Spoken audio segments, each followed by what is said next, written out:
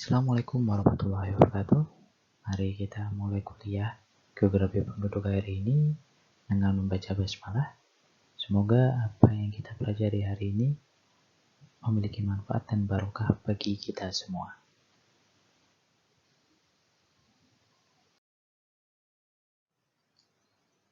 Hari ini kita akan mempelajari mengenai mobilitas penduduk, yang dimana materi ini sudah diberikan juga di kuliah demografi di semester 2, ya. Mungkin di antara kalian sudah ada yang lupa sedikit mungkin, atau mungkin malah semuanya masih ingat, tetapi materinya akan saya coba jelaskan kembali dan kita coba lebih eksplor lagi bagaimana kaitan dari mobilitas penduduk ini terhadap kajian geografi penduduk. Sebelumnya, batasan mobilitas penduduk yang kita pelajari di dalam geografi adalah mobilitas penduduk horizontal atau geografis. Kita tidak bicara vertikal, karena yang kita bicarakan dalam geografi adalah aspek ruangan, sehingga mobilitas yang dikaji adalah mobilitas yang terjadi dengan melibatkan dua wilayah yang berbeda. Oke, jadi yang kita bicarakan adalah perpindahan penduduk dari satu tempat ke tempat yang lain, dari satu daerah ke daerah yang lain. Nah, yang kita bicarakan adalah migrasi horizontal, bukan migrasi vertikal. Kalau migrasi vertikal, kita hanya bicara masalah setiap individu, bagaimana status sosialnya. Nah, status sosialnya berubah di dalam masyarakat yang ada di sekitarnya. Baik itu status pendidikannya, status perkawinannya, atau status jabatannya di masyarakat. Nah, tapi kita tidak bicara itu. Yang kita bicarakan adalah mobilitas penduduk secara horizontal atau secara geografis. Nah, di mana pembagiannya ada migrasi secara permanen atau non-permanen. Permanen ini menjadi sirkulasi, komuting atau melaju, dan musiman.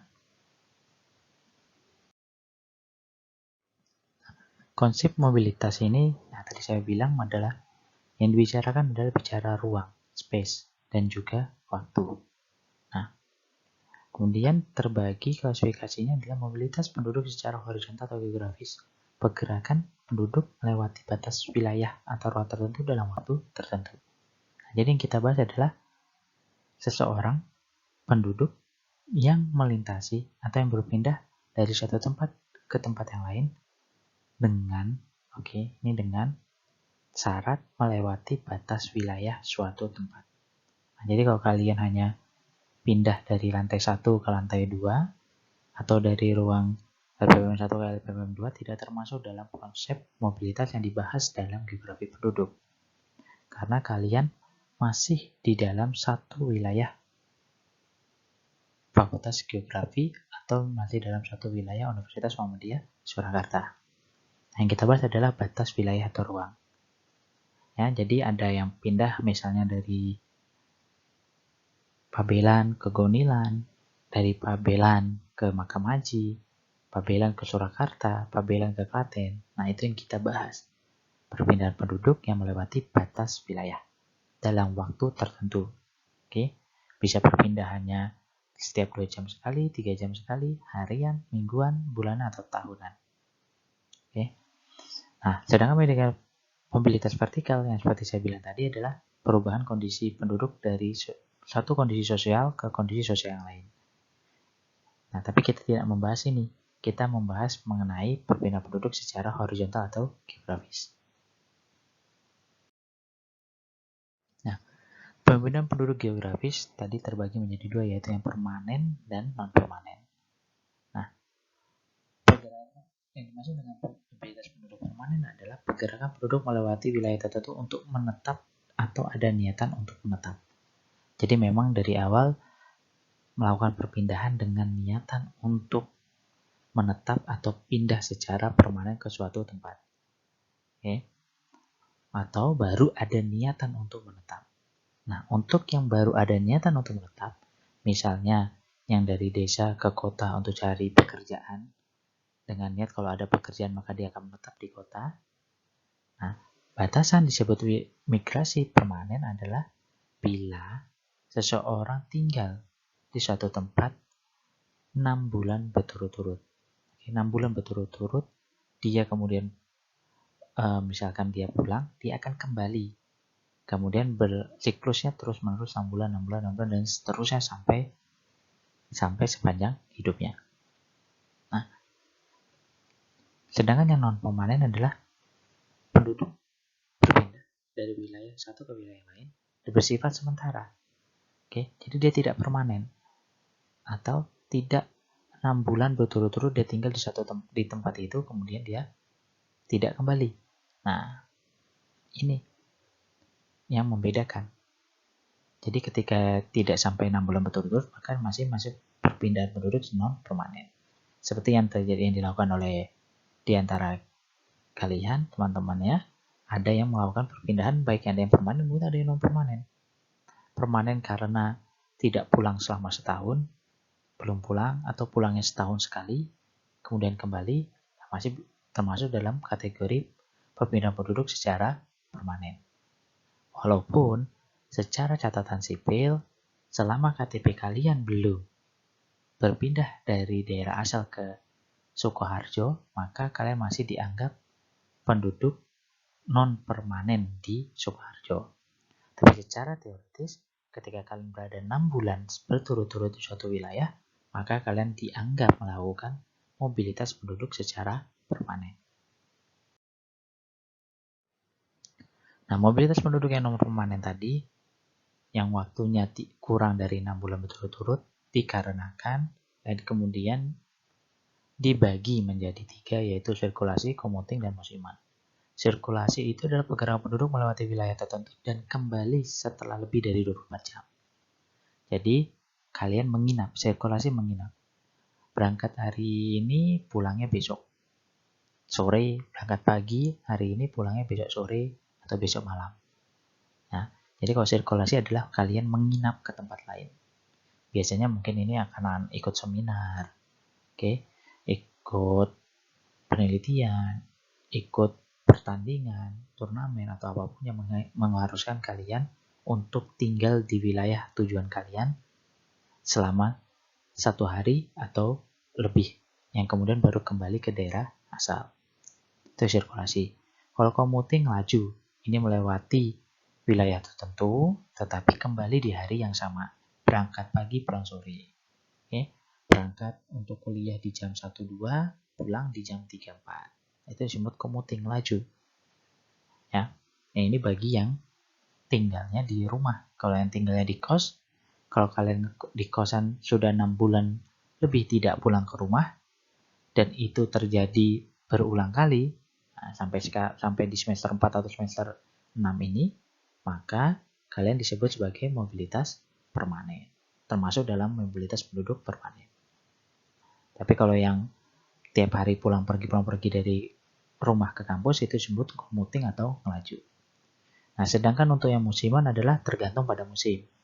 Nah, ini mungkin yang masih tinggal di desa di sekitar Sukoharjo, Klaten, mungkin banyak yang melakukan atau melihat orang-orang di sekitarnya atau di daerah sekitarnya banyak yang melakukan perpindahan penduduk musiman ini. Pindah ketika musim panen. Nah, jadi ketika Sukoharjo panen raya, maka membutuhkan banyak orang untuk memanen padi. Nah, maka nanti akan muncul orang-orang yang dari wilayah-wilayah lain di sekitar Sukoharjo atau Klaten datang untuk membantu atau untuk bekerja selama musim panen itu. Nah, atau kalau yang nelayan, ketika musim tangkap ikan di laut, maka akan ada tenaga-tenaga kerja musiman yang datang hanya untuk menangkap ikan selama musim panen itu. Nah, ini disebut dengan musiman. Oke. Atau besok lebaran, ketika lebaran, itu masuk pergerakan penduduk musiman. Karena hanya pulang ke rumah, pulang ke kampung halaman selama lebaran saja. Dan itu pun tidak paling lama 2 minggu, 3 minggu, dan tidak lebih dari 1 bulan sudah kembali ke daerah asal. Nah, Untuk bentuk-bentuk migrasi, tadi migrasi terbagi dua, permanen dan non-permanen. Sedangkan bentuknya sekarang, migrasi itu terbagi menjadi tiga, yaitu perpindahan penduduk migrasi semasa hidup, artinya berpindah dari tempat lahir ke tempat lainnya. Jadi dia sekarang tinggal di tempat yang bukan di mana ia lahir. Oke, jadi semasa hidup. Kalau migrasi recent adalah perpindahan penduduk selama 5 tahun terakhir. Oke, ini periode waktunya. Jadi kalau semasa hidup berarti sudah berpindah dari tempat lahir, yang lahir di Sukoharjo berarti kalau sekarang tinggal di Klaten berarti dia sudah melakukan migrasi semasa hidup karena dia sudah tidak tinggal di tempat dia lahir. Atau migrasi recent, perpindahan penduduk selama 5 tahun terakhir. Oke. Jadi 5 tahun terakhir itu dia pindah kemana, itu termasuk migrasi recent. Oke. Migrasi terkini, dari 5 tahun terakhir dia pindah kemana saja. Atau migrasi return, kembali ke daerah asal atau kembali ke tempat lahirnya. Yang awalnya bekerja merantau ke Jakarta, merantau ke Medan, atau mau ke luar negeri, jadi TKI TKW, kembali lagi ke daerah asalnya. Oke, disebut dengan migrasi kembali atau migrasi return. Ilustrasi seperti ini. Jika A itu tempat asal atau tempat lahir, B tempat tinggal sekarang, dan C tempat tinggal 5 tahun yang lalu. Jika A tempat lahir, tempat tinggal sekarang, dan 5 tahun yang lalu sama, berarti dia bukan seorang migran. Dia tetap penduduk lokal. Tapi ketika tempat asal lahir dan tempat tinggal 5 tahun yang lalu itu sama, tapi tempat tinggal sekarang itu nggak sama, berarti termasuk migrasi recent. Karena dalam kurun waktu 5 tahun, dia sudah pindah keluar dari tempat tinggalnya yang lalu, 5 tahun yang lalu, atau tempat tinggal asalnya. Nah, kalau kemudian ketika tempat asal dan tempat tinggal sekarang sama, tapi 5 tahun yang lalu itu nggak sama, oke, jadi 5 tahun yang lalu dia di Jakarta, tapi dia asli Klaten. Sekarang tinggal di Klaten. Berarti dia sudah melakukan migrasi kembali setelah ia merantau ke Jakarta. Nah, sedangkan yang terakhir, jika tempat asal dan tempat tinggal sekarang tidak sama, dan tempat tinggal 5 tahun yang lalu juga tidak sama dengan tempat tinggal sekarang, dan atau tempat asal, maka dia melakukan migrasi semasa hidup. Dia sudah pindah dari tempat tinggal awal atau tempat dia lahir.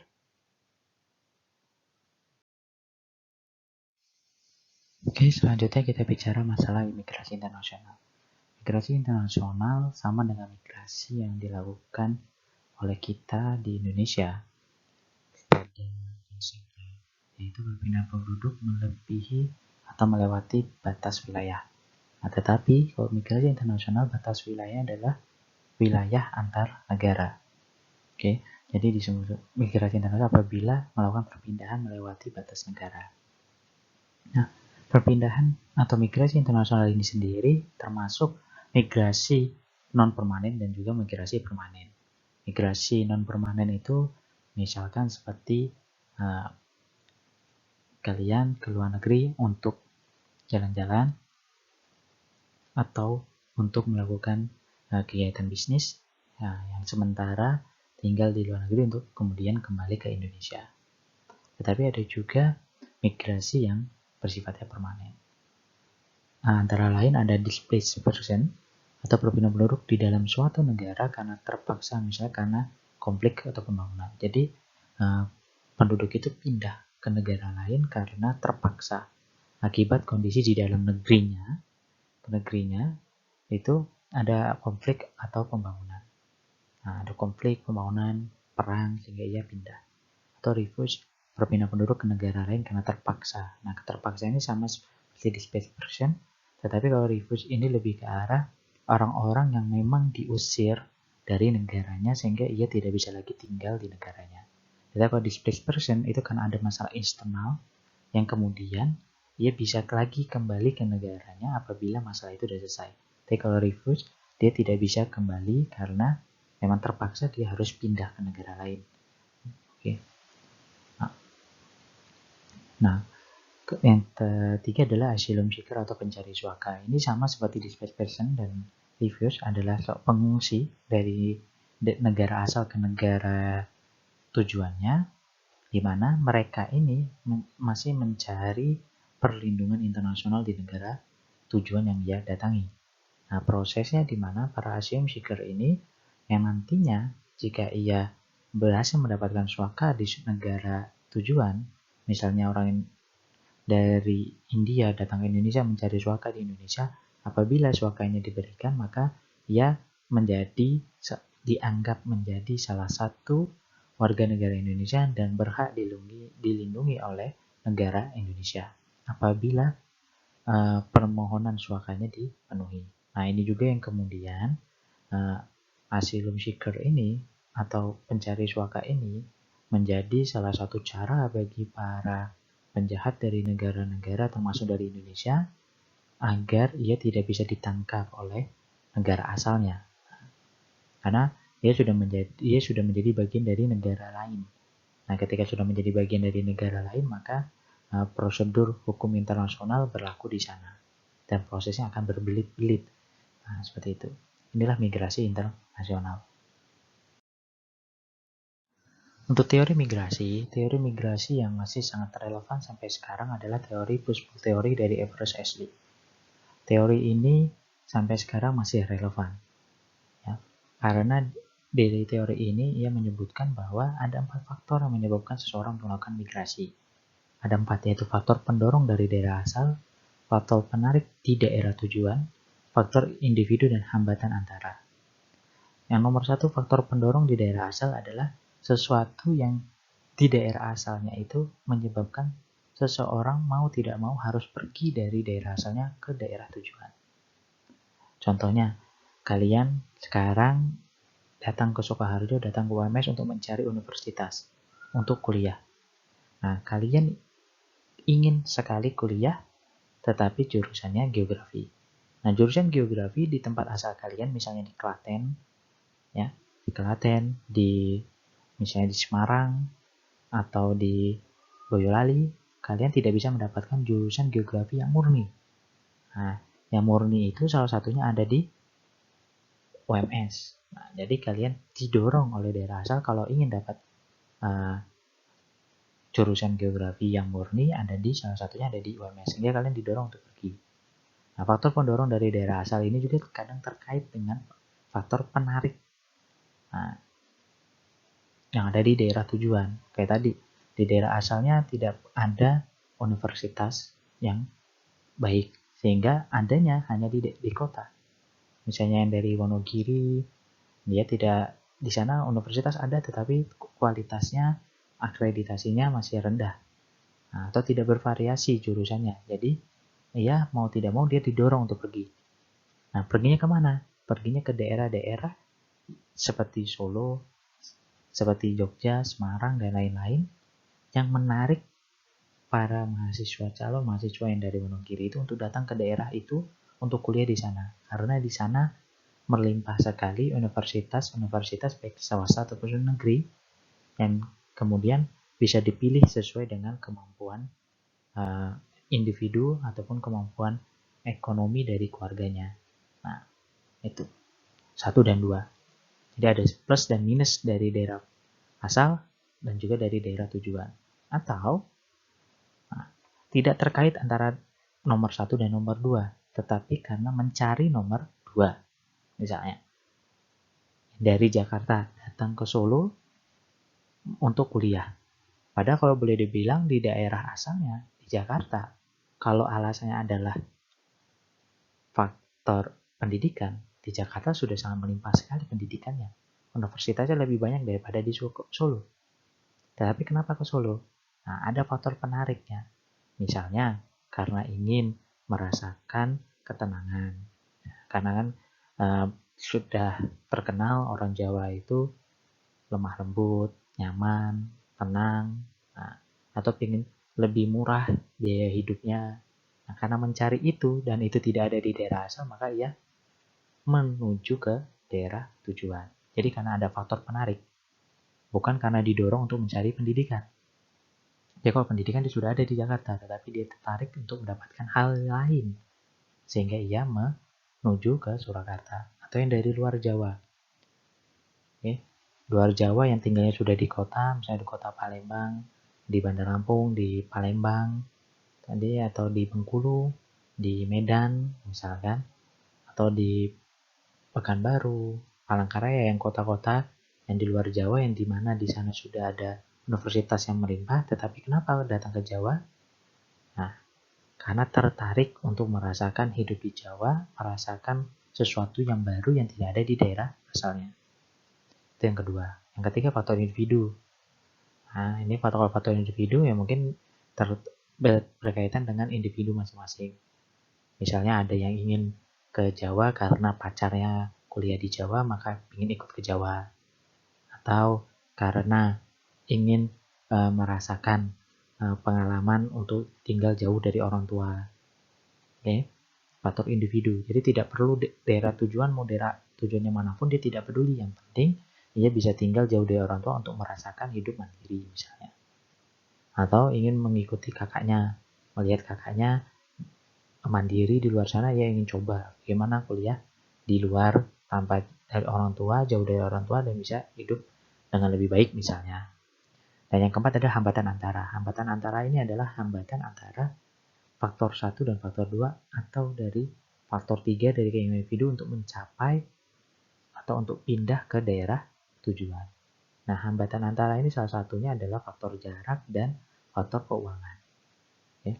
Jadi bisa jadi dia ingin pergi dari daerah asalnya, ingin ke daerah tujuannya, daerah asalnya ada di pegunungan, ingin ke daerah yang lebih datar. Atau ia berasal dari misalkan dari Gunung Kidul, daerah pegunungan Kars, ingin ke Jawa. Tapi karena jaraknya jauh, aksesnya dia tidak bisa mencapai, dia kesulitan untuk itu. Atau yang dari Jawa pengen ke Kalimantan atau pengen ke Papua. Nah, ada jarak itu. Jarak yang jauh itu menyebabkan perpindahannya menjadi tidak terjadi atau terhambat untuk dilaksanakan oleh pelaku migrasi tersebut. Nah, atau juga faktor keuangan.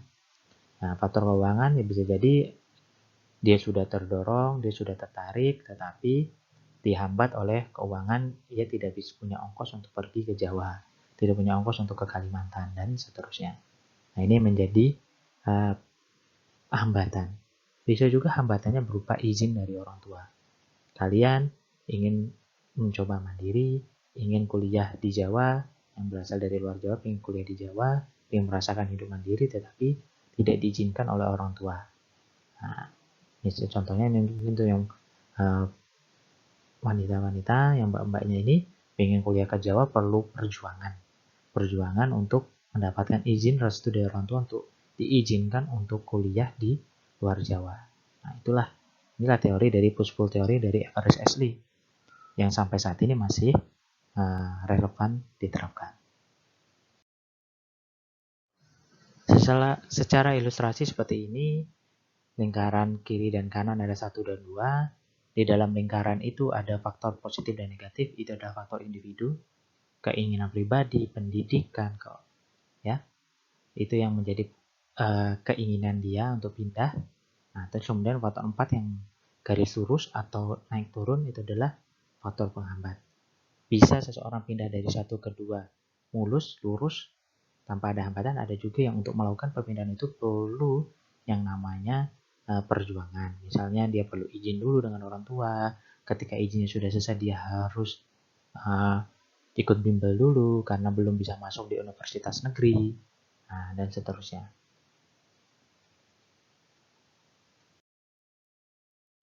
Oke, selanjutnya kita akan membahas mengenai jika motif migrasi adalah ekonomi, mengapa terdapat penduduk yang sangat miskin dan berasal dari daerah yang miskin tidak melakukan migrasi?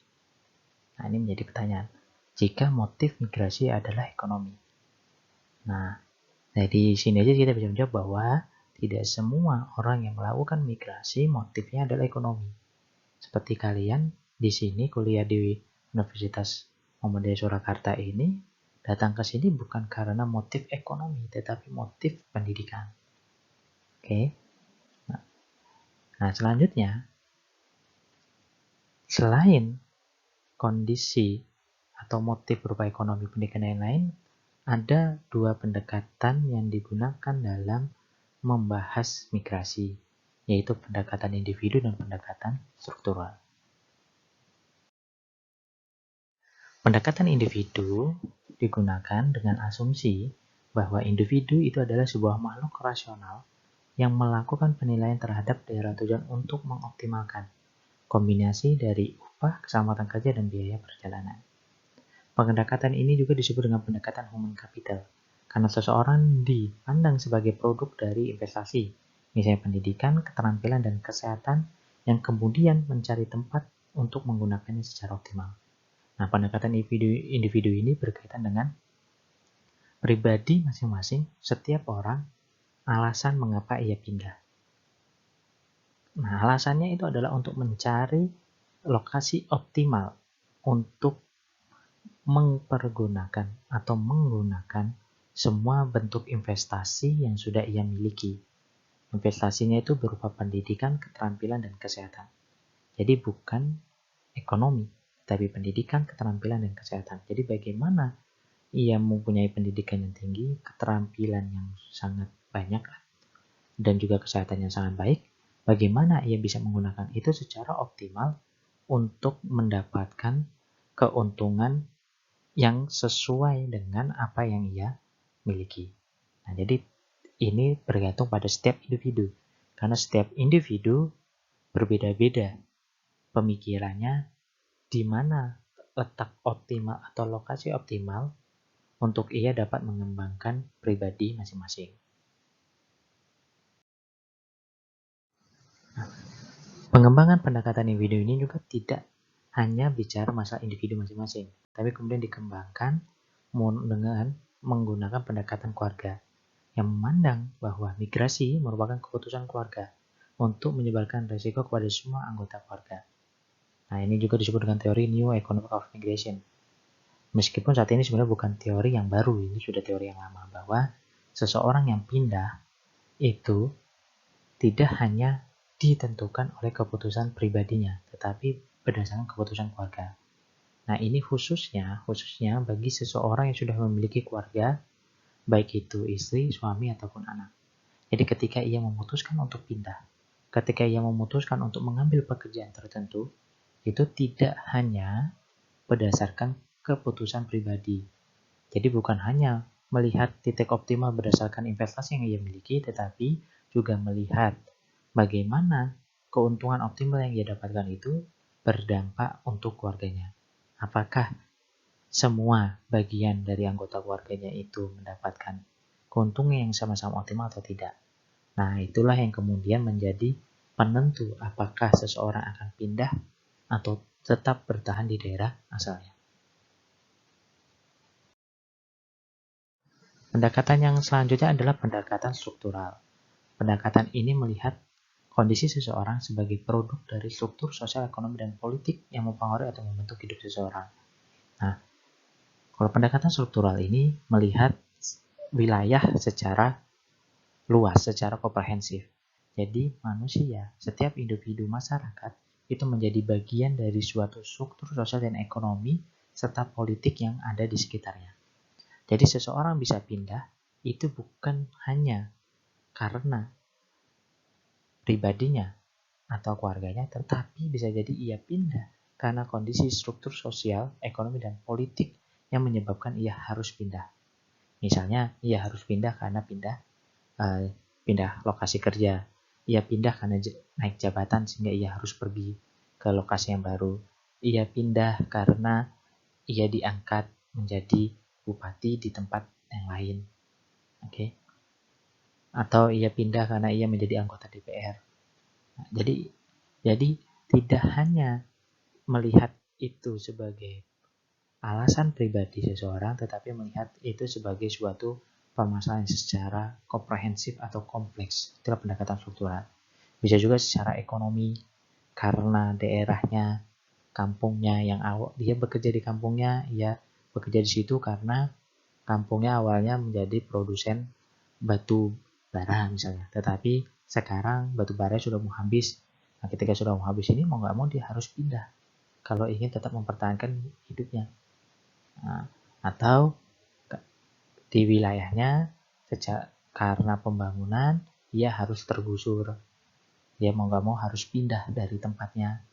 Atau politik, nah wilayahnya itu mau digunakan sebagai tempat pembangunan baru yang tadi, atau menjadi lahan sengketa dari dua wilayah yang berbeda, atau dari terjadi perang, konflik di situ, maka mau tidak mau seseorang itu dan keluarganya harus pindah dari tempat itu. Nah, ini ada dua pendekatan. Jadi ketika kondisinya normal, maka pendekatan individu bisa menjadi pendekatan yang bisa digunakan untuk melihat alasan mengapa seseorang pindah. Tetapi ketika kondisinya tidak normal atau kompleks kondisinya, maka struktur sosial, ekonomi, dan politik pun mempengaruhi keputusan dari seseorang itu untuk pindah. Jadi bukan hanya berdasarkan alasan pribadi atau alasan keluarga, tetapi juga karena kondisi yang ada di sekitarnya. Kemudian ada konsep yang menjelaskan secara kombinasi yaitu network dan sistem, di mana individu atau keluarga tidak dapat mengambil keputusan tanpa terpengaruh struktur sosial, ekonomi, dan politik yang ada. Atau sebaliknya, bahwa struktur yang ada bekerja secara individu dari individu dan keluarga. Contoh yang misalnya adalah adanya network antar migran. Nah, ini tadi yang saya sebutkan. Yang pertama adalah individu. Individu pindah karena keinginan pribadi atau keluarganya untuk pindah, alasan pribadi atau keluarga. Yang ikut suami atau yang lain. Nah, atau yang kedua tadi adalah kondisi di wilayah sekitarnya menyebabkan seseorang harus pindah. Nah, yang terakhir adalah gabungan. Jadi, melihat keduanya, secara individu bagaimana, secara sosial bagaimana. Nah, ini adalah pendekatan yang secara kompleks digunakan tadi apabila kondisinya tidak ideal atau tidak normal, sehingga tidak hanya faktor individu tapi kondisi wilayah sekitar mempengaruhi keputusan untuk pindah.